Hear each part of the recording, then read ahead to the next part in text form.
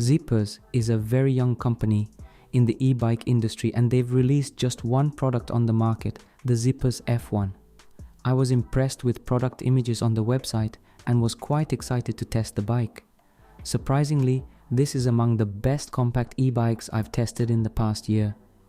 Most e-bikes on the market look really ugly and bulky with their outdated designs. The Ziprs F1 looks so different with its minimalist design, and I couldn't imagine this is an e-bike. The battery is hidden inside the frame underneath the seat post. When I ride the bike on the street, many people think it is a non-electric one. Another huge advantage is that the battery is so easy to be removed and I don't have to fold the bike to take it out. I just need to use a key to unlock it, then take the battery out for recharging anywhere. Despite using a small battery, I am totally satisfied with the battery range. It could last up to 45 miles or around 18 miles in full throttle mode.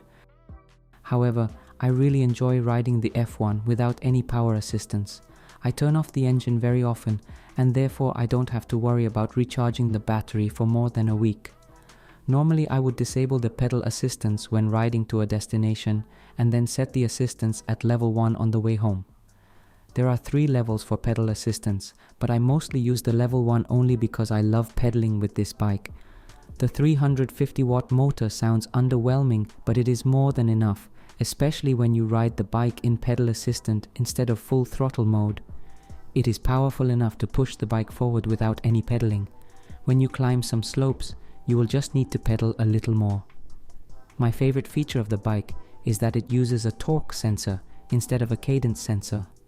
The sensor delivers much more natural rides, and you will receive the power when you need it.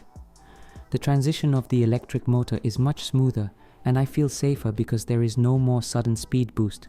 I'm quite surprised because only some high-end bikes feature this torque sensor. The e-bike is fairly lightweight at just over 47 pounds. This is quite an impressive number for an e-bike at this size. It doesn't only help me carry the bike around easier, but also allow me to ride it faster. Even when the battery is drained out, I don't have to worry much because the riding experience is amazing with or without the pedal assistance. It is just a little slower than non-electric bikes, but the difference is insignificant. The Ziprs F1 features a mid-frame folding mechanism. I really like the big lever on the main frame as I could lock or unlock it easier. Once you fold it down, there is a small wheel on the bottom that could help you roll the bike. However, the clearance of the chainring guard is extremely low, so it would be easily damaged if I rolled the bike on the ground. The Ziprs includes all essential accessories like a kickstand, mudguards, a front LED light, and an LCD display. You won't have to spend more money to buy those accessories. The LCD display is a simple one, showing just some basic info like current speed, pedal assisted level, battery level, and odometer. To conclude, let's check out all pros and cons of the bike. Pros: reasonable price, minimalist and futuristic design, lightweight, great riding experience. Cons: difficult to roll the bike.